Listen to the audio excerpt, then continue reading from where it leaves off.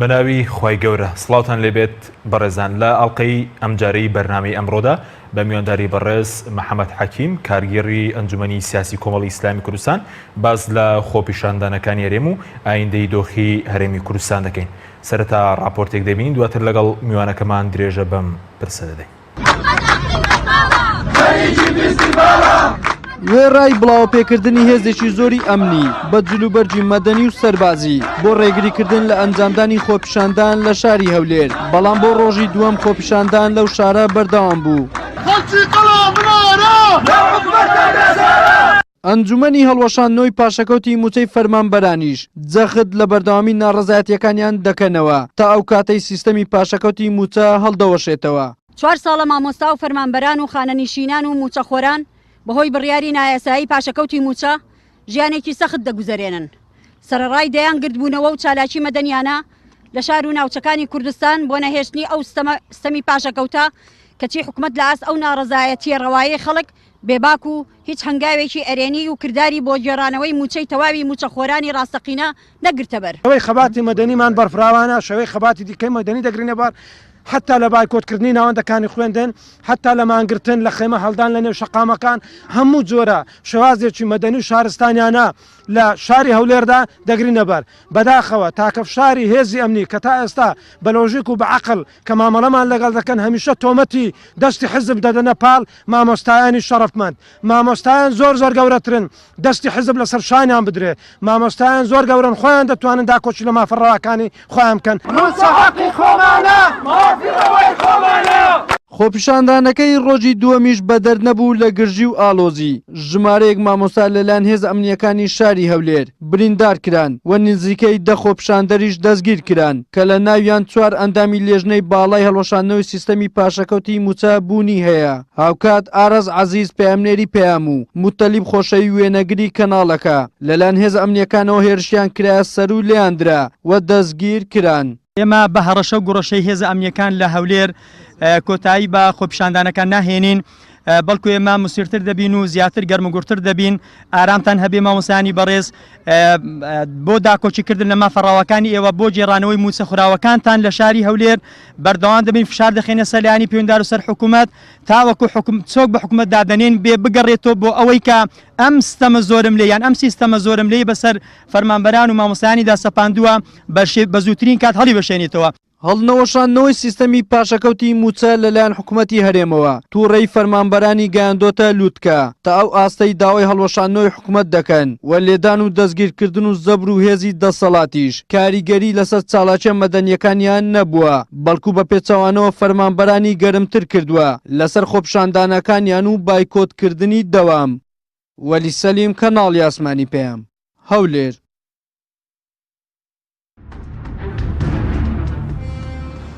جارێکی تر سڵاوتان لەبێت بەڕێزان کاک محەممەد بەخێر بێن، سوپاس بڵاوە دەبوون تا ئەگەر سەرەتا لەوە دەست پێ بکەین ئێوە وەکو کۆمەڵی ئیسلامی چۆن لە خۆپیشاندانەکانی هەرێمی کوردستان دەڕوانن کە ئێستا لە شارەکانی هەرێمی کوردستان لە هەولێر لە سلێمانی لە دهۆک لە قەزاکانی تر دەستی پێکردووە. بسم الله الرحمن الرحیم. سپاس بۆ جەنابتان. سپاس.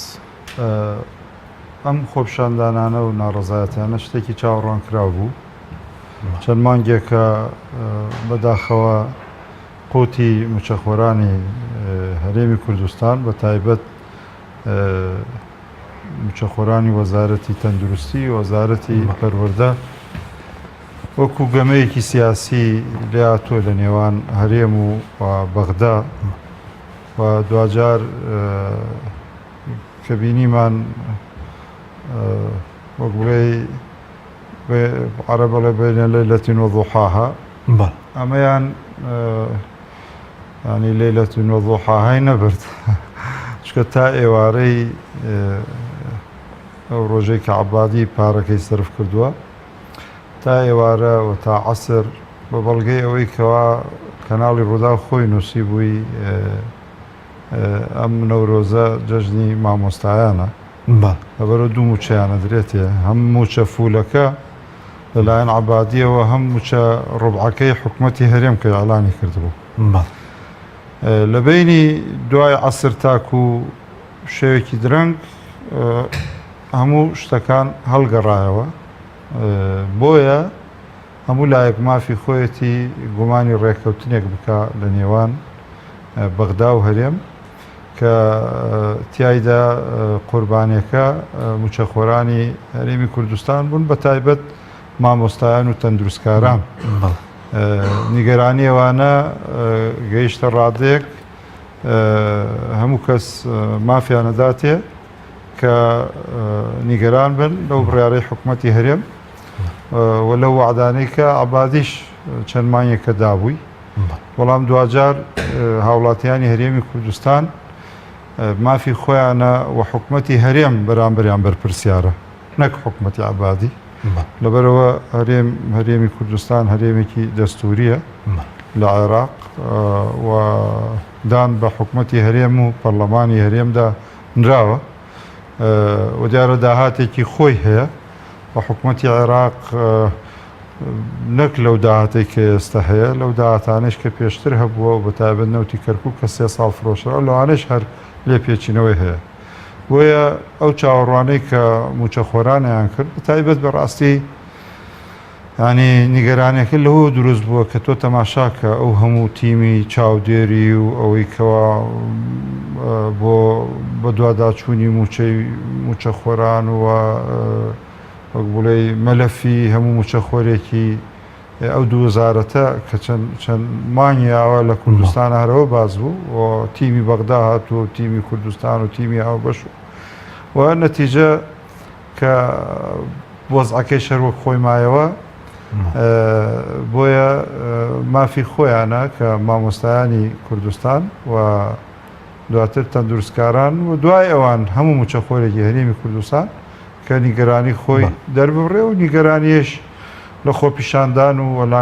ناڕەزایەتی مەدەنیانە ئەمن پێم وایە و ئەوش کە تا ئێستا ئەمڕۆ تا ئەم ساتە هەبووە ئەوەی لە کوردستانە ئەنجامدرا ناڕەزایەتیەک و گردبوونەوە و ڕێپێوانی مەدەنیانە بووە وەیش توندوتیژیەکی لەلایەن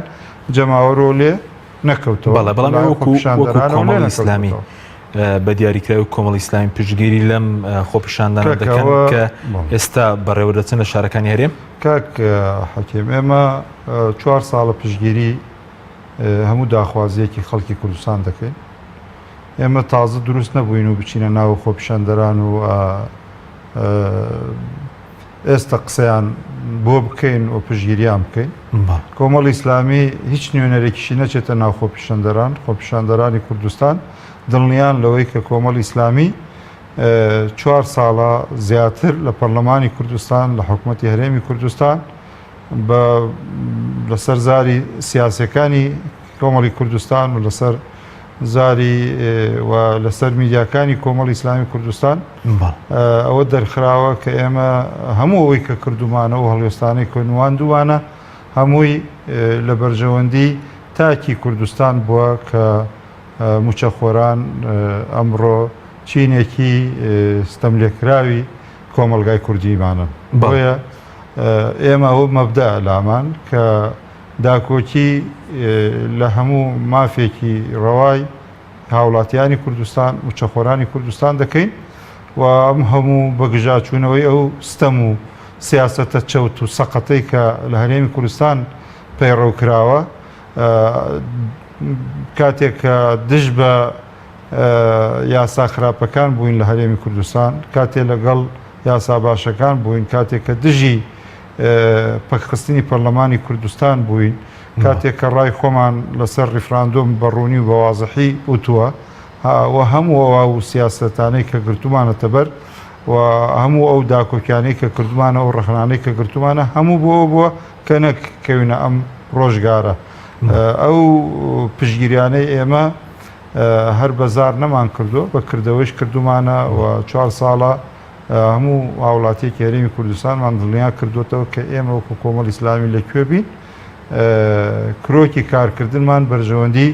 تاکی کوور دەبێ و هاوڵاتی کوردستان ئەبێ بۆیە ئێمە لەو ڕۆوە پشتیوانی هەموو گردبوونەوەی خۆپیشاندانێک هەموو چالاکیەکی مەدەنیانەی چین و توێژەکانی هەرێمی کوردستان دەکەین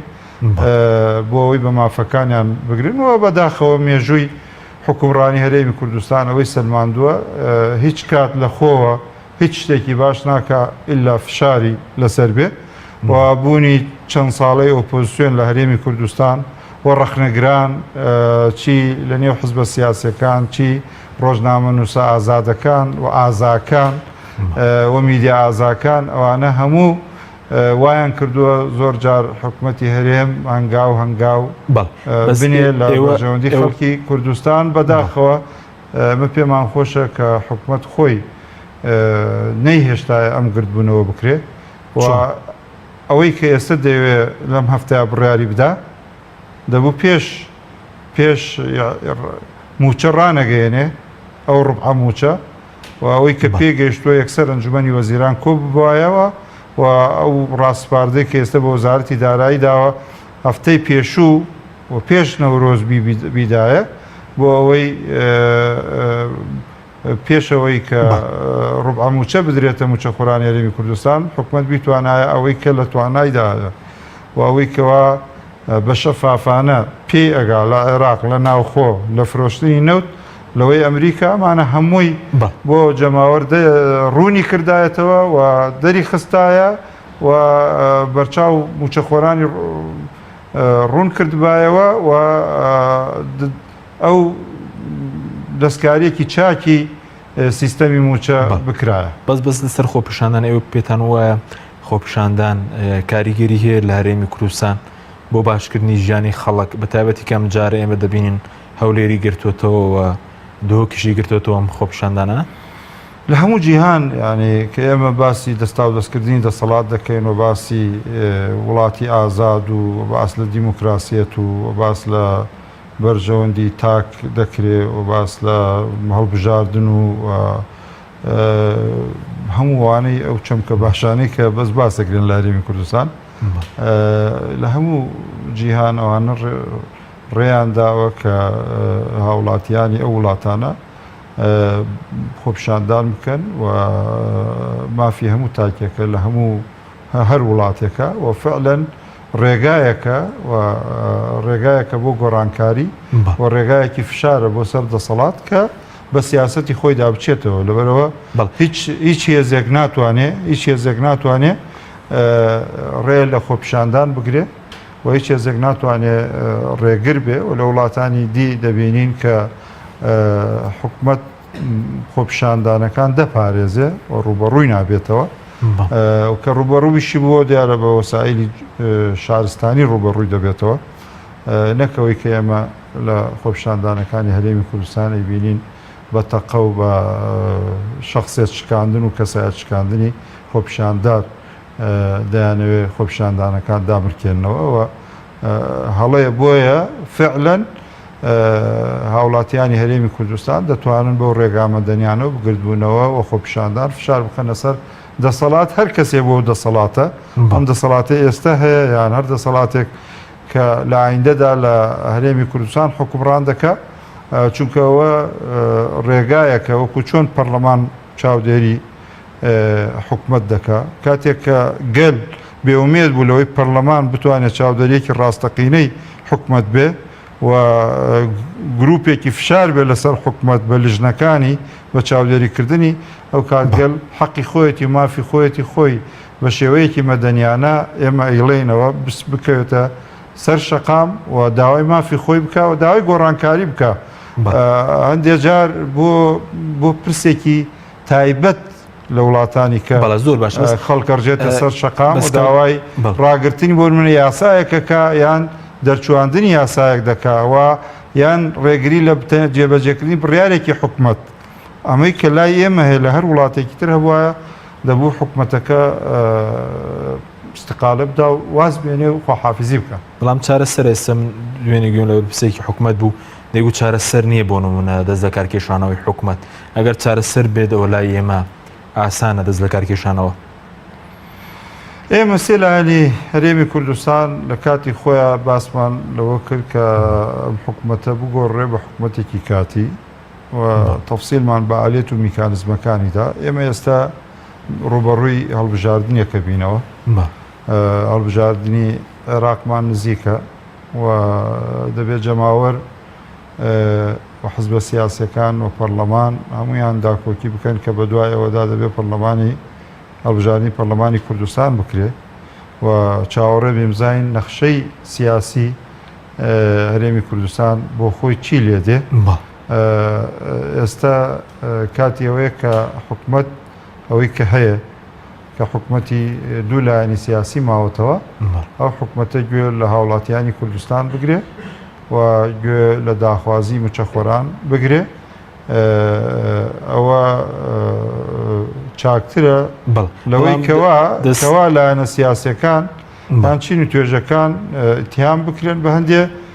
شتیکە ینی بۆ نمونەتی تۆمەتبارکردنێکەیە بەڵێ چ تۆمەتبارکردنێکەیە بیسین لێرە ئەڵێن ئەمە دەم خۆپشاندان دەستی لایەنەکان دەستی دوو لایەنە دوور لەوەی نازان ئەمڕۆ هەموو مامۆستایانی هەرێمی کوردستانی گەران و کەوتونەتە سەر شەقامەکان و داوای مافی خۆیان دەکەن لەگەڵ تەندروستکارە هەموو چۆقۆران ئێوە پێتان وایە نەعەدالەتی ئەمەی دروستکیان دەستی لە پشت بێ ئەوەی کە هەیە ئەمڕۆ وەڵای نەعەدالەتی دروستی کردووە دەستی کێی لە پشتە ینی ئەوەی ئەنی هەر خۆپیشاندان کە گەیشتە هەولێر و دوهۆک مانایەوەی خۆپیشاندانێکی خۆڕسکی جەماوەریە بەڵام حتمەن حزبە سیاسەکان و ئێمە وەکو کۆمەڵی ئیسلامی کوردستان و لایەنەکانی تریش کە دایمەن داخوازیمان ئەوە بووە داوای چاکسازیمان کرد و داوای دادگەریمان کرد و داوای دابینکردنی مافی هەموو چین و توێژەکانی هەرێمی کوردستانمان کردووە بۆ ناکرێت ئێستا لەگەڵ خۆپیشاندەرانە نبین لەبەر دڵی حکوومەتی هەرێمی کوردستان بەڵە زۆر باشە بەس سەبارەت بە دەست لە کارکێشانەوە وێستش بە چارەسەری دەزانن کەم حکوومەتە دەست لە کار کاتی خۆی دوای ڕیفراندۆم دوای 16 ئۆکتۆبەر ئێمە ئەو داخوازیەمان کرد ئێستا نەتان ئێمە ئێستا سەرقاڵی ئەوەین کە هەڵبژاردنێکی پاک و پێخەوش بکرێت لە هەرێمی کوردستان بۆ عێراق لە کاتی خۆی دیارە ئەکرێ و بۆ کوردستانش و ئەم پێم وایە ئەم ئێستایش نەبێ دەبێ هەردوو حزب بزانن کاتێک دێ ئەو خۆپیشاندەرانە چۆن داوای ماف و موچەی خۆیان دەکەن ڕۆژێکیش دێ داوای ئەوانیشەکەونە سەر شەقام چونکە پێشتر چەند حزبێکی سیاسی داوای مافی خەڵکمانە کرد ئێستا جەماوەریش خۆی کەوتۆتە سەر شەقام داوای مافی موچەی تەواوی خۆی دەکات بەڵام ڕۆژێکیش دێ لەم هەرێمی کوردستان جەماعە ئەکەونە سەر شەقام و خۆپیشاندان دەکەون و ڕێپێوان دەکەون و داوای هەڵبژاردنێکی پاک و بێگەر دەکەن ئەو دەبێت جا بۆیە حکومت نەگاتە دەسەڵات جا ئەم دەسەڵاتیان دەسەڵاتی داهات و نەگاتە ئەوەی کە ئەو ڕۆژە ببینێ خەڵک خۆی بکەوێتە سەر شەقام و داوای هەڵبژاردنێکی پاک و بێگەر بکە با حکومت هەر لە ئێستەوە خۆی ڕۆژی هەڵبژاردنیاریکە ئالێت و میکانیزمی هەڵبژاردنێکی پاک و بێگەرتیش بۆ هەرێمی کوردستان بگرێتە بەر و هەردوو حزبی دەسەڵاتیش دەست لە تەزویر و ساختەکاری هەڵگرێن لە هەڵبژاردنەکانی بەڵام عێراق و هەرێمی کوردستان ئێوە بۆ ئایندە ئەوەشتان پێشبینی دەکەن کە ڕۆژێک بێت ئەوانەی کە دۆخی خەڵکیان بەێستا گەیاندووە دادگایی بکرێن ئێمە ئومێد دەکەین بەڵام جارێ دەبێت دەسەڵاتی دادوەری هەم خۆیان هیمەت بکەن کە کۆمەڵی دادوەری چاک و سربەخۆ و کەسایەتی هەن لەو دەسەڵاتە کەوا بکەن دەسەڵاتی دادوەری ڕۆژ بە دوای ڕۆژ سەروەری خۆی و سربەخۆیی خۆی بپارێزێ تا بگەنە و ئاستا بتوانن خەڵکی گەورە لە حزبەکان لە حکومت دادگایی خەڵکمان زۆرە کەسێک کە گەندەڵی لەسەر خەڵکمان زۆرە کە شیانیەوە بێ ئێستا دادگایی بکرێت لەسەر و دۆخێکی ئێستا هەیە طبیعی یانی دەبێ ئەگەر ئێمە بمانتوانایە دادگایەکی جەماوەریمان دانایە ئەوەی ئەوانەی کە ئێستا دۆخی هەرێمی کوردستانیان بەم بارودۆخە گەیان چکە ئەمە هەمووی باجی سیاسەتە هەڵەیەکە لە هەرێمی کوردستان چەند حزبێکی سیاسی گرتیانە بەر چونکە نابێ تەنها ڕوو لە یەک کەس بکەین یان یەک لایەن بکەین ئەوانەی کەوا ناوێن لێنرا ئەنجومەنی سیاسی ئەنجومەنی باڵای ڕێفراندۆم ئەنجومەنی باڵای ڕێفراندۆم یان دواتر ئەنجومەنی باڵای سیاسی لە هەرێمی کوردستان سەکردایەتی سیاسی دواتر بەڵێ ئەوانە بەرپرسیارن لەو دۆخەی کە ئێستا نەک هەرێمی کوردستان پارچەکانی تری هەرێمی کوردستانیش هەمووی باجی ڕێفراندۆمەدەن بەڕاستی ڕێفراندۆم هەماهەنگی تەواوی لە نێوان عێراق و سووریا و تورکیا و ئێران هێنایەکایەوە بەڵێ کە هاوکاری یەک بن لەوەی کە لە هەرێمی کوردستان ڕوویدا لە 16 ئۆکتۆبەر و ئەوەی کە لە ئافرینیش ڕۆدا و ئەوەیش دواتر لەوەی لە ڕۆژانی داهاتوو چی لە هەرێمیان هەر پارچێکی تری پارچەی بەرەنجامی ڕێفراندۆم ماوەی کێسی من پێم وایە ئەوە وای کرد نە هەرێمی کوردستان لاواز بێ وای کرد کە ڕۆژئاواش لاواز بێ و شوێنی تریش لاواز بێ ڕای هەڵەکانی خۆمان هەرێمی کوردستان نییە هەڵی سیاسیەکە ئەوە ڕۆژئاوایشە هەڵەکە سەش باجی هەڵە و خوێندنەوەی باشی بۆ دەور و پشت و هاوکێشە سیاسیەکان و زۆر جار ئێمەی کورد پشت ئەبەستین بە بەڵێنی زلهێزان و ئەومان لەبیر دەچێت کە لە پێشدا بەڵێنی زلێزانیش نەبوو ئەو کە ئەومان لەبیر دەچێت کە پێشتر هەر ئەو زلهێزانە بوون کە بێ بەڵێنیان لەگەڵ ئێمە کرد بەزەم جارە خۆ بەڵێنی زلێزانیشی لەگەڵ نەبووان پیان و جارە دیار بوو چۆن بوو دیار بوو چۆن بوو بەس احتیمالیش هەندێ هێزی نێودەوڵەتی یان هێزی دەرەکی یان وڵاتان بەڕوونی سیاسەتی خۆیان و نیگەرانی خۆیان و معارەزەبوونیان خۆیان لەو قەزێ نەکەس بەس لەسەر ئەو دۆخێر مەسرەی بەرپرسان و دادگایکرد پێ دوایە بەشێک لەوانێک ئێستا حکومڕان ئەگەر یاسە سەروە بایە شوێنیان زیندان دەبوونەک دەسەڵاتدارێتی و حکومڕانی خۆی کاک حەکیمیان ئێمە کۆمەڵی یاسامان لە هەرێمی کوردستان هەیە و کۆمەڵی یاساش پێویستە دەرکرێ کە ڕێگری هەیە تاکو ئێستا دەرکرێت ئەو کۆمەڵێ دەستە هەیە کە ئەکتیڤ نین نیە ساندێ لە دەستەکانە بیستین ئەوە 4 ساڵ سەرۆکی دەستە ماوەی یاسایی خۆی تەواو کردو تاکو 4 ساڵ تێپەڕێ و ناگۆڕێ هەندێک دەستە هەیە نا ساڵێ 2 ساڵ جارە تۆزانی دەستەی ئاوا لە هەرێمی کوردستان هەیە مەسەلەن هەندێک لە دەستەکان ئەکتیڤ نین ئەگەر یاسا سەروەر بێ لە هەرێمی کوردستان و دەستە تایبەتمەندەکان بە نەزاها و بە دەستپاکی و بە دوواداچوونی دۆسەی گەندەڵی حتمەن ئەو کات گەورە و بچووک لە بەردەم یاسا گەرۆک و یەک بێ حتمەن هەندێک لەم بەرپرسانە ئەوانش پێتاوای شوێنیان زیندان دەبوو ئەوە دەگەڕێتەوە بۆ یاسا ئایا بە پێی تاوانەکەی چی کردووە و زیندانیش خۆ زیندان تەنها بۆ هەژار دانراوە بەس لە کوردستان پێدوانیە زیاتر تەنها بۆ خەڵکی هەژار و ئەوە لە قدەی کەم دەرامەت حاڵەتە ستەندەرەکە ئاڵێ نەگەرنا پێشتر باسمان کرد کە ئێمە چاوەڕێ و ڕۆژین کە کەسە دڵسۆزەکان و سەربەخۆکان لە دەسەڵاتی دادوەری زیاد بن و بوێر بن و سەروەری خۆیان بپارێزن و بن بتوانن یاسا بەسەر گەورە و بچووکدا جێبەجێ بکەم. سپاس دەکەم ناوبڕێکمانە دوای ناوبڕەکە خسرە سەر ئەو پەلامارانە دەکەین کە کرانە سەر خۆپیشاندراوە هەڵوێسیەوە لەو بارەوە بەڵێ بینەرانی بەڕێز ناوبڕێی کورت و دەگەڕینەوە وڵاتان لەگەڵمان بمێنەوە. تۆپ ئارت تاکە بریکاری تۆڕی میدیایی کۆمەڵ بۆ دروستکردن و بڵاوکردنەوەی ڕیکلام. تۆپ ئارت گروپی کۆمپانیەکانی نوێکار بۆ جوانکاری بیناسازی.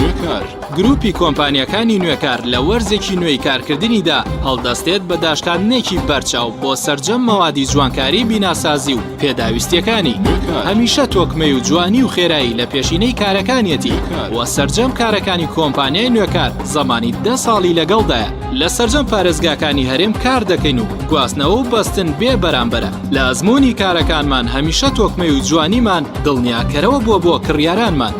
ناونیشان کەلار شەقامی سەرەکی لیوا بازار بەرامبەر مزگەوتی تەقوا. گروپی کۆمپانیەکانی نوێکار. کۆمپانیای دنیا دیکۆر. کۆمپانیای دنیا دیکۆر ئامادەیە بۆ دانانی دیکۆراتی ماڵ و شوێنە گشتی و حکومیەکان. کۆمپانیای دنیا دیکۆر هەڵدەستێت بە دروستکردن و دانانی کەوانتەر و ژووری نووسن و ئۆفیسی گەشت و گوزار و جبسم بۆردی مەغریبی و کاغەزی دیواری ئیتاڵی و تەختەی ئەرزی تورکی و ئەڵمانی و جیاکردنەوەی هۆڵ بە SDF و MDF و داری سروشتی. کۆمپانیای دنیا دیکۆر دنیایەک بۆ دیکۆراتەکانتان. ناونیشان سلێمانی فەرعی یەکەم شەقامی بازنەی مەلیک مەحموود بەرامبەر پارکی مەلیک مەحموود. فەرعی دووەم شەقامی بازنەی مەلیک مەحموود بەرامبەر سۆپەرمارکێتی ئاڵتون. فەرعی سێیەم ناوچەی پیشەسازی یەک بەرامبەر تاقیگەی بیناسازی. کۆمپانیای دنیا دیکۆر. بەهادارترینی دیاریەکان بۆ نیگای شیرین و خواستەکانی تۆ دروستەکەین لە باشترین شوکۆلات و باشترین ناوکی بندق. بۆ بەدیهێنانی چەند ساتێک لە ژیانت کە پڕ بووە لە هەیەجان. لێوان لێو بووە لە خۆشیەکان.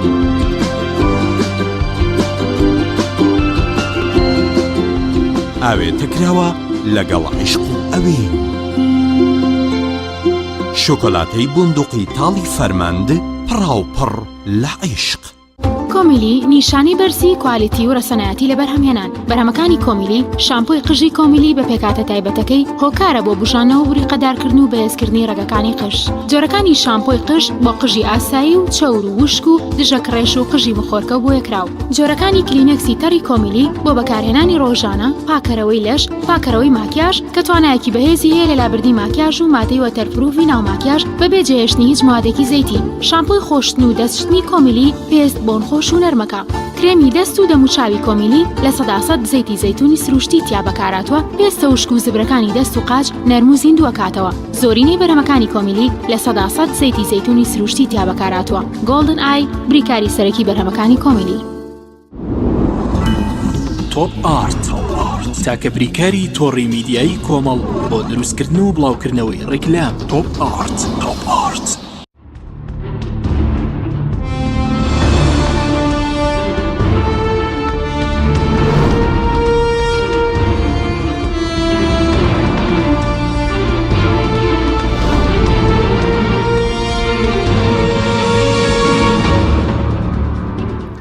زارێکی تر سڵاوتان لێبێت بەڕێزان. کاک محەممەد سەبارەت بە و پێشێلکارانی کە لە دوو ڕۆژی ڕابردوو بەرامبەر خۆپیشاندەران کرا بوونم لە هەولێر لێدان لە پەرلەمانتار و لە مامۆستا ڤیددیۆیەکی کاریگەر بڵاو بۆتەوە بە تایبەتیەوەی کە شەق لە مامۆستا هەڵدەدن. ئێوە ڕاتان چیە لەسەر ئەو پەلامارنە بە تایبەتی سەر ئەو مامۆسایی کە هێرشی کرایە سەر ئەم تیمەی کە ئێستا حکومەتە بن بەڕێوە ئەوانش ئێستا باجی سیاسەتی ریفراندۆمەدەن. باجەکەی چۆنەدەن؟ ینی تۆ تەماشاکە ڕوو لە هەم وڵاتانەکەن و حتمما ڕاچین هەر وڵاتێ بەو هێز و سنگەی جارانەوە ناچن، بەڵام ئامادەن بچن، ئەچنە ئێران، ئەچوونە عێراق، وانێ چوونە لای عەبادی و چنە وڵاتانی دەرەوە، چنە ئەوروپا، چنە بەریتانیا. هیچ کات کورد، نوێنەرانی کورد ئێستا سەنگی پێش ریفراندۆمیان نییە، بەڵام ئامادەن بچن بە حسابی خۆیان بە نیەتی خۆیان ئەوەندەی مەسەڵەن حتمما مەبەستیانە کە بارودۆخی هەرێمی کوردستان چاکەنەوە بتوانن ینی بارودۆخی دوای ریفراندۆم کە زۆر پاشە کشێمان کردووە، بایدە 15 ساڵ پاشە کشێمان کردووە بگەڕن نەدواوە. لەو پێناوەدا زۆر مساومە دەکەن، واتە سازش دەکەن، زۆر سازش دەکەن. چاوەڕێ بووین ئەم سازشێشیان بەرامبەر ملت بکردایە و خۆیان باتایانە ناو خۆپیشانداران و بەڵێنی چاکیان بدایە.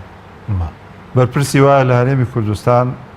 لەوێ 15 جێگای هەبێ، یەک جێگای بفرۆشێ بای ملیارە دۆلارە، یەک جێگای بفرۆشێ بای ملیارە دۆلار ئەتوانێت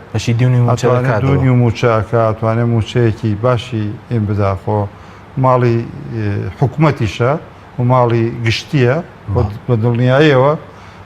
من نەزانم لە خۆشی بپرسن قەت ناڵێ ماڵی خۆمە، ئەڵێ ماڵی گشتیە با بیکاتە قوربان ئەو وەزعە و بۆ خۆی بچێتە مێژووە و بزانە ئەوانەی کە ئێستا قسەی پێڵێن ڕقنەی لێگرن هەموو چەپڵی بۆ لێ نادەن، ئەو کات دەتوانێت گرە و لە بە حسابی خۆیەوانی بەرامبەری نارن ئەتوانێت گرێوشیان لێ بباتەوە بۆ خۆی بەو چاکەی بەڵام ئەمان نەیانتوانی سازش بەرامبەر ملت بکەن سازش بەرامبەر ئێرانەکەن بەرامبەر تورکیاکەن بەرامبەر عەبادیەکەن هەموو تەنەزولاتێکەکەن بۆ ئەوی لای کەم نەختێ وەزی حکومت وەکو جارانی لێ بێتەوە و مەتارات بکرێتەوە و ڕێ بە هەندێک شت بدرێت کە ڕێگیریان لێکراوە هەندێک لەو یاسا و بڕیارانەی کە دژی هەرێمی کوردستان دراوە لەسەریان هەڵگیرێت ئەی باشە بۆ لەگەڵ ملەتان ناگۆڕێن ئەی بۆ نهاتن ئەم خۆپیشاندانەی کە کرا کە خۆپیشاندانی مەدەنی بووە جاری پێشوو ڕێی لە توندی توژۆ دەرکرد چونە سەربار بەس خۆم جارە من ڕووی نەداوە نییە باشە بۆ ئەم پێشەلکارانە بەرامبەر بە خۆپیشاندەران بکرێت بۆ حکومت ئەلەمەیشا سازشی نەکرد ئەو سازشەی کە بە گشتیەکە بەرامبەر وڵاتان بەرامبەر ئەمریکا بەرامبەر بەریتانیا دەیان تەلەفۆن دوای ڕێفراندۆم کراوە بۆ ئەم سەفیر و ئەو سەفیر هەرجوابیان نەدراوەتەوە ئەی بۆ ئەو تەنەزول و ئەو سازشە بەرامبەر ملەتەکەت ناکەی دواتە 15,000 کەس ئەو پەڕیرام و کوردستان گردبوونەوە ئەکەن و دابەزیونەتە سەر شەقام و داخوازی خۆیان چۆن بەرامبەر مامۆستایەک تۆ خۆت ئەم ڤیددیۆت بینی بەسەد بەچی کردیان مامۆستایەک پێشتر باز دەکە هەمومان قەرزداری مامۆستای ئێستا بە شەق زین وەڵامی مامۆستا بدرێت حەکیم ئێمە قوتابی بووین کاتی ئێمە و حتمما ئێستەش هەروایە ئەو کات خراپترین قوتابیمان ئێمە خراپترین قوتابیمان ئەیان مامۆستاهات جگەرەی دەمی فڕایە ئەگەر جگەرە کێش وایە خراپترین قوتابی کات مامۆستاهات لە گەڕێکێکی ترەوە چوو کە مامۆستاکەی پێدا تێپەڕێ ئەو گەڕەکەی جێشتە چوە گەڕێکی ئێمە مامۆستا بە گەڕەکەکانمانە تێپەڕ بۆ هەر دەستاینە سەر پێ و ئاوە ڕێزی مامۆستامانە کرد ئێستا شەروە ئێستا بەداخەوە ئەنی ئەوە زۆر پێچەوانەی بەها و کلوتوری ملەتی کوردمانە ئاوا لە مامۆستا ئیهانە بکرێت بەڵام ئێوە مامۆستا ئێزانیان لێرەوە لەم بەرنامەیەوە داوا لە فراکسیۆنی کۆمەڵی ئیسلامی کوردستان دەکەم و بەحەقەت پێش بەرنامەکەش یانیەوە ئینی ئێستەم نییە پێش بەرنامەکەش پەیوەندیم کرد بە ڕاوێژکاری یاسایی پەرلەمانەوە دوای ئەوەی پێ بڵێم و بەڵام لێرەوە لە بەرنامەکۆی لێم من داواکەم فراکسیۆنی کۆمەڵی ئیسلامی کوردستان هەر بەیانی پرۆژە یاسایەک بنووسن بۆ ڕێگریکردن لە بێڕێزیکردن بەرامبەر مامۆستا یاسایەکی لەو شێوە پێم وایە لە پەرلەمانی عێراق لە ماوەی پێشوا دەرکراوە کە لە 15 مادە پێک دێت ئەمن پێم باشە فراکسیۆنی ئەمە دەست پێشخەر بێ و هیچ کەسێ ڕێزی مامۆستانەگرێ دەبێت کەسی ئیسلامی وەلایەنی ئیسلامی بیگرێ و حکومت ئەگەر ئەوێ اعتیبار بۆ خۆی بگێڕێتەوە دەبێت ئەو تاوانبارە کە بێڕێزی کردووە بیگیرێت و بخرێتە زیندانەوە جا چەند ئەستێرە لەسەر شانێتی دەبێت ئەستێرەکانیش لێ بسێنرێتەوە و ئەگەر حکومت اعتیبارێ بێنێتەوە ئەگەر حکومت دەیەوێ و ئەم دەسەڵاتە دەیەوێ دەرگایەکی ئاشتەوایی لەگەڵ ئەم جەماوەری خۆی بکاتەوە بەس ئێوە ئەو شەقەڵدان لەو ماوەستەنە بەیهانە بۆ خودی مامۆستایان بۆ یەکێتی مامۆستایان ێزانین بۆ هەموو مامۆستایەکی کوردستان بۆ هەموو چەخۆرێکی کوردستان و بۆ هەموو هاوڵاتێکی کوردستان و بۆ هەموو حزبێکی سیاسی لە هەرێمی کوردستان بۆ هەموو پەرلەمانتارێکی کوردستان بۆیە من پێم باشە پەرلەمانی کوردستان لەسەر هیچ کۆ نابێتەوە با کۆ بێتەوە با کۆ بنەوە لەسەرەوە باشە من ئەم پێم سەیرە مامۆسایەک لە بەغا لێدرا بوو گوێم لە چەندی پەرلەمانتاری پارتی دیموکراتی کوردستان بوو قسەیان نەکرد لەسەر ئەو دیاردەیە لە بەغەوە بە دیاردەش ناویانە برد و ئیدانەیان دەکرد ئەی چۆن قبوڵەکەن ئێستا لە هەولێر کە پارتی تێدا باڵا دەستە چۆن ئاوا بێڕێزی بەڵام پێشتر ڕووداویەوە شەو بوون من لێدان لە دوو گەنج عەرەب دواتر پارێزگاری هەولێر داوای لێبوورین لە بەسڕاکە هەڕەشیان لێکرا بۆچی ئێستا داوای لێبوردن لەو ڕەشیان لێکرا ترسان کە ینی بقەومێ و شەڕ دروست بێتەوە لەگەڵ بەغدا و ئەوانە ڕەشە کرا بەڵام ئەمان ئەوەیە ینی سازشەکەن بۆ هەموو کەسێ بەڵام بۆ وڵاتیانی خۆیان نایکەن من نەمبینی نەمبیست پارێزگاری هەولێری هیچ هەڵوێستێکی هەبێ ئەمن هەداوای هەڵوێست لە لە حکومەتەکەم کە ئەو تاوانبارە بخاتە زیندانەوە و محکەمە بکرێ و داواش لە فراکسیۆنی خۆمان دەکەم کە بەڕاستی بەرپەلە یاسایەک ئامگەڵاڵە بکە پرۆژە یاسایەک لەو بارەوە کە بێڕێزیکردن بەرامبەر بە مامۆستا قبول نەکرێ و سزای بۆ دابنرێ و حتما دیارە لە یاسای عێراقیە کۆمەڵی سزاج لەو بارەوە هەیە کە ئەتیداکردن دەستدرێژکردن سەر فەرمانبەر ئەوە ئینی خۆی هەیە. زۆر باش ئەگەر بینین سەر مەسلەی وەڵامدانەوەی داواکاری خۆپیشاندەرە ئێستا خەڵک داواکاری سەرەتایی هەیەویش مەسلەی موچەیە بە بۆ چوونی ئێوە ئێستا داهات هێرێمی کوردستان بای ئەوەندە نییە کە بتوانن موچەی تاواتی پێ بدرێت؟ کاک حەکیم بەڕاستی ئەمە من بەشی خۆم دایمەن پێم خۆشە بە ئینساف و قسە بکەین یعنی من خواستێکم هەیە ئەندێ جارش بە وەزیرەکانی خۆمان هەیە من بەڕاستی ینی ئەوەیش بڵێن کە وێڕایە و مامۆستایە ئەو بێڕێزیە ئەمڕۆ لە شاری هەولێر بەرامبەر بە برامان کاک عەبدولستار کراوە ئێمە ئیدانەیەکەین ئەوەش جۆرێکی ترە لە سیاسەتی پشگیری و خستنە بازاڕی بەڵتەجیەکانەوە ئەو سیاسەتە سیاسەتێکی قێزەوەنە کە دەسەڵاتێک گرێتە دەست و دەوەرەقە و پانزەوەرەقە و بەمەدا و بۆدا بڕۆ بێڕێزی بەرامبەر ئەم ئەو بکە لەوەی ئەو شەقە چەند وەرەقەیەکی پێ وەرگیرابێکە لەو مامۆساژ درراوە بەڕاستی ئەوە سیاسەتێکی زۆر قێزەوەنە ئەوە بێڕێزیە ئەمڕۆژ لە شوێنێکی گشتی کە بەرامبەر کاک عەبدولستار کراوە ئێمە ئیدانەیەکەین و هەم قبولی ناکەین و هەم داوایشەکەین کە پەرە بەو کارە نەدرێ چکە ئەو کاردانەوەی خراپێ بێ کاردانەوەی خراپێ بێ و ئەوان بەو شێوە ناشارستانیە هێڕش دەکەنە سەر ئەندامێکی یان سەرکردەیەکی ئێمە توانین بە وەسایلی تری یاسایانە بەرامبەر ئەو کردوانە ڕابوەستین و هەروەها ئەو دەستە درێژیەکردنە سەر مامۆستا سەلیمیش بە هەمان شێوە ئێمە ئیداناکەین و پێشم وایە هەر دوێنێ شەو وتەبێژی کۆمەڵ ئیدانەی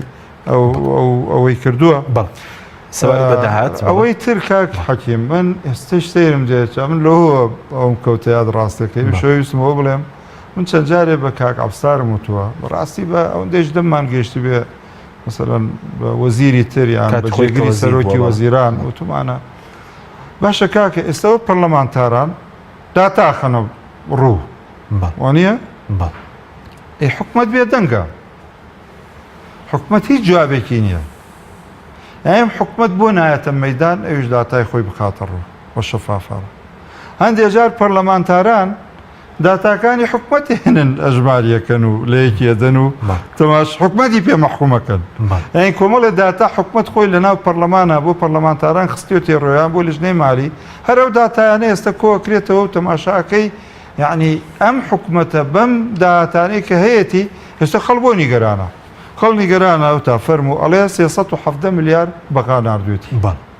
ئەڵێ 763 ملیار نەوتە فرۆشرێ نەوت ڕۆژانە 350,000 بەرمیل ئەفرۆشرێ بە 56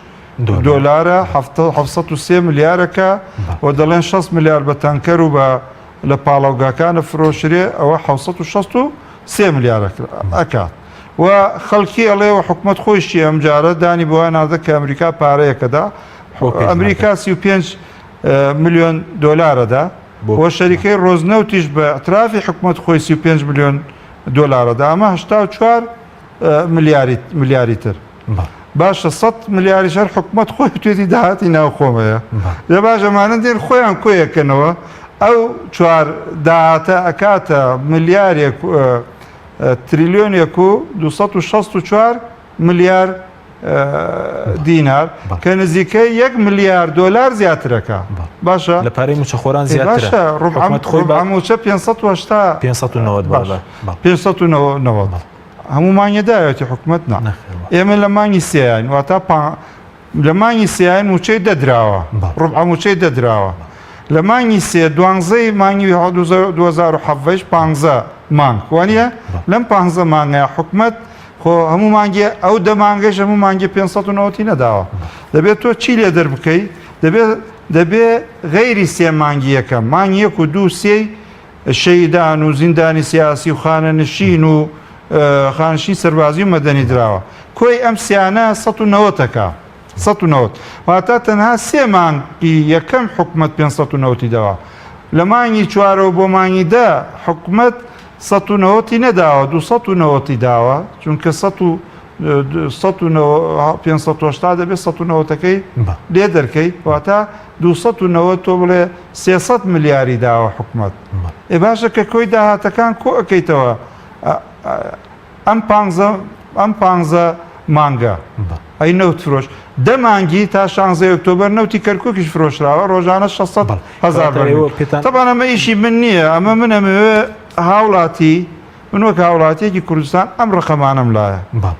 وەوانەی چونەتە سەر شەقام ئەم ڕقەمانەیان لایە بەداخەوە حکومت من داواکەم لێرەوەکو تاکێک ینی با دیبێتێک لە بین حکومت و هەندێک لە پەرلەمانتاران بکرێ لژنەی مالی خۆیان بە ناڵەمەەر کۆمەڵ بێ بە نوێنەری کۆمەڵ گۆڕان یەکگرت و یەکێتی نوێنەرەکەی پارتیشە بێ فەرمونون هەر پێنجیان لژنەی مالی با حکومت خۆی و جێگرەکەی و وەزیری دارایی و وەزیری سامانە سروشتەکان دەی فەرمونون دیبێتێ با جەماوەرگوێ لە هەردوو لا بگرێوانە بیسەلمێنن ئەو داتایانە هەڵەیە ڕاست نییە وایەنە ئەمە نەزانین حکومت قەرزارە و چی بەس تۆرە 15 مانگ دەمانگی 600,000 بەرمیلی و 5 مانگی 350,000 بەرمیلی و پارەکەی ئەمریکاوەم پارەی داهاتی نێخ هەمووی کۆکەرەوە چەند ملیار دۆلارەکە نزیکەی 10 ملیار دۆلار زیاترەکە 10 ملیار دۆلار ئەوەی حکومت لەم دەمانگادایەتی خەڵک 3 ملیار دۆلارە بۆی خەڵکە پرسێ ئەگەر بڵێ نیوەتیش داوە تۆ بە قەرز 2 ملیاری هەرەمێنێت چی لەو 10 ملیارە چی لێ ینی خەڵکی بەڕاستی پڕ بووە حکومت ناتوانێت بەداخەوە ئەو شەفافێتە بخاتە ڕووبۆی خەڵک گومانێت ئەگەر حکومت بێت لە دیبێتێکە لە زۆر باشکراوەدا لەگەڵ پەرلەمانتاران بکەوێتە گفتوگۆ ئێستا چگۆ لە حساباتە خۆڵە ناکرێ ینی حسابات 2+2 4 ئەگەر پەرلەمانتارێ بڵێ ئەکا 5 حکومت دەتوانێت بڵێ نەخێرەکە 4 و کات جەماوەریش لەگەڵ حکومەتە بێت کە 4ەکەی ئەو چاکترە و ڕاسترە لەوەی کە 5ەکەی پەرلەمانتار باشە بەس ئێستا هیچ پاسایەک ما بۆ چوونیەوە پێشتر باسی دابەزی نرخی نەوت دەکرا ئێستا نزیکەی 70 دۆلارە باسی شەڕی داعش دەکرا باسی ئاوارەکان دەکرا ئێستا لەگەڵ ئەو داهاتی کە لە بەغدادەوە دێ لەگەڵ داهاتی فرۆشتنی بە نەوت بە بۆری بە تەنکە داهاتی ناوخۆ و پارەی ئەمریکیەکان بۆ وەزارەتی پێشمەرگە هیچ پاسایەک ماوە کە درێژە بەم سیستەمە بدرێت هیچ پاسایەک نەماوە بەداخەوە دەبوو حکومت نەیەڵێ ئەم نیگەرانیم دوایش دروست بێت ئەو بێڕێزانەی بەرامبەر پەرلەمانتار و وەزیری پێشوو و مامۆستا و موچەخۆرانی تر و پەیامنێرانی کەناڵەکان بە تایبەت پەیام و مامۆستایان ئەمڕۆ لە سۆران سەرۆکی لقی ئەوێ دەستگیر کراوە لە شوێنانی تر دیارە بێڕێزی کراوە باس لەوە دەکرێت 20,000 چەکدار لە شاری ئەو لێرە ئەمڕۆ دابش کراون کاکە وەڵاهی کە خەڵک نیگەران بوو تۆ نیگەرانەکانی بڕۆێنەوە بە چەک چارەسەر ناکرێت نیگەرانەکانی خەڵقاندن و ئەوە چارەسەر نابێ خەڵک چارەسەر نابێ ڕاستی ئەوە ڕێچکەیەک و ڕیتمێکی خراپە حکومەت ئەگرێتە بەر باش حکومەت ئەمڕۆ بە شەفافێت بە دادگەری بە دژایەتی و بنەبڕکردنی گەندەڵی بە ڕازگۆیی لەگەڵ جەماوەری خۆیان جا حکومەتەکە هەر کەس بێ هەر کەس بێ ئەگەر کۆمەڵیش بێ بەوەی باتەوە بە تۆقااندن و ترساندن و خستنە زیندانەوە و داپلۆساندنی خەڵک و بێئیانەکردنی مامۆستا و وەزیر و پەرلەمانتار ئەوانە نابرێتە کۆتا پرسیارم زۆر بەکوتی کاتمان کەماوە سەبارەت بە و ڕێکەوتنێک کە لەگەڵ بەغداد کراوە ئێوەی زانەرێکتان دەربارەی هەیە تاسم پێویستە پەرلەمان لەسەرمە کۆبێتەوە لەسەر ئەم ڕێکەوتنە ئەوەی بیست پەرلەمان فەندێ فراکسیۆن داوای کۆبنەوەیان کردووە و مافی خۆیانە با کۆبنەوە حکومت بانکە نەگەرێت هەم بانکەنە پەرلەمان و بڵێن ئێوە چۆن ڕێوەی زانەرێکتان نیە لەسەر ڕێکەوتنەکە زای چۆنە خۆی عەبادیش لەوەیە سازش بکات چونکە ئەویش بەرەو هەڵبژاردن ئەچێ مثلا عەبادی ئەمە کە بینیمان ئەیوت مەحاڵە من پارە بدەمە حکومەتی هەرێم و حتا لەم دوایەیە ئامادە بوو کە پارە بداتە مدیریەتەکان وە بەڵێ و حتا قسە لەگەڵ فراکسیۆن ئەمە گۆڕان کرا ئێمە وەکو ئەمە گۆڕان دانیشتین وتوانێمە بۆ مدیریات ناتوانینەوە بسەلمێنین با بدرێتە وەزارەتی تایبەت کە وەزارەتی سەحە و وەزارەتی چکە درۆیە کراوە بەڕاستی لە هەندێک لە میدیاکان کە کۆمەڵ و گۆڕانش بۆ تۆمەتبار کراون کەوانش ڕازی بوون بەمەیکەوە ئێستا کراوە نا بەمە ڕازی بووین نە بەوەیش کە عبادی پێشتر وایە وتکەی دێن بە مدیریاتەکان ئێمە وتمان فەرمو بیدە بە هەردوو وەزارەت وەردە فراکسیۆنی ئەمە لەو ڕۆوە وەسیقەیان هەیە وەسیقەکەیان پێویست بووە لە ڕاگەنراوێک بووە کە بڵاو کراوە باشە متمانەتان بە حکومەت نی بۆیە دەڵێن با لە ڕێی حکومەتەوە نەوێ پارەکە ئێوە ئەوە داواکاری ئەوە بوو داواکاری عبادی بوو عبادی متمانەی نەبوو تا ئێوارە دوای شەو متمانەی بۆ پیا بوو بۆیە خەڵک ئێستا گومانیە کە ڕێکەوتنێک سوپاس زۆر سپاس بۆ ڕێز محەممەد حەکیم کارگەری ئەنجومەنی سیاسی کۆمەڵی ئیسلامی کوردستان سوپاس بە بینەرانی بەڕێز سوپاس باوەکارانم تا برنامێکی تر خواتان لەگەڵ